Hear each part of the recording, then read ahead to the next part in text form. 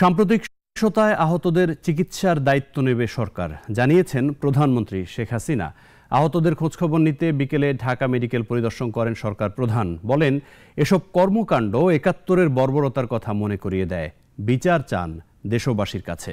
আব্দুল্লাহ শাফি report.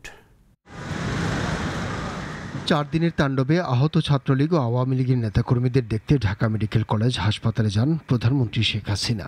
তাদের সুস্থতার অগ্রগতি জানান, খোঁজ খবর নেন পরিবারের।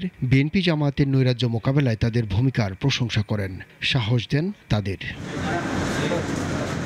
পরে সাংবাদিকদের ব্রিফ করেন সরকার প্রধান, জানান আহতদের চিকিৎসা ও পুনর্বাসনের ব্যবস্থার দায়িত্ব সরকারের।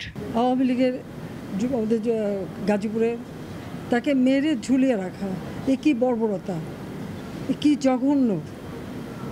এদের কোনো মনুষ্যত্ব বোধ নেই। চিকিৎসার জন্য যা যা প্রয়োজন সরকার করে যাচ্ছে এবং করবে।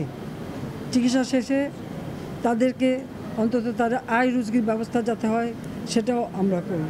দাবি মেনে নেওয়ার পরও কেন আন্দোলন, সেই প্রশ্ন রাখেন প্রধানমন্ত্রী। সকলে ঐক্যবদ্ধ হতে হবে এই বর্বরতার বিরুদ্ধে আর এই ধরনের জঘন্য ঘটনার বিরুদ্ধে। আমরা তো সব দাবি মেনেই নিয়েছি, তারপরে আবার কেন, সেটাই আমার প্রশ্ন।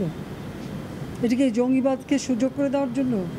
জনসেবা প্রতিষ্ঠানে যারা হামলা চালিয়েছে তাদের খুঁজে বের করার দায়িত্ব জনগণের উপর ছেড়ে দেন সরকার প্রধান। আহ্বান জানান বিচারে সহায়তা করার। কোথায় কি আছে খুঁজে বের করা, তাদের উপযুক্ত শাস্তি দেওয়া, যেন আর কখনো এদেশের মানুষের জীবনে কেউ ছিনিমিনি খেলতে না পারে। আব্দুল্লাহ শাফি, নাগরিক, ঢাকা। ওয়ালটন ফ্রিজ কিনে অনেকের মতো আপনিও হয়ে যেতে পারেন মিলেনিয়াল। সেরা পণ্যের সেরা অফার।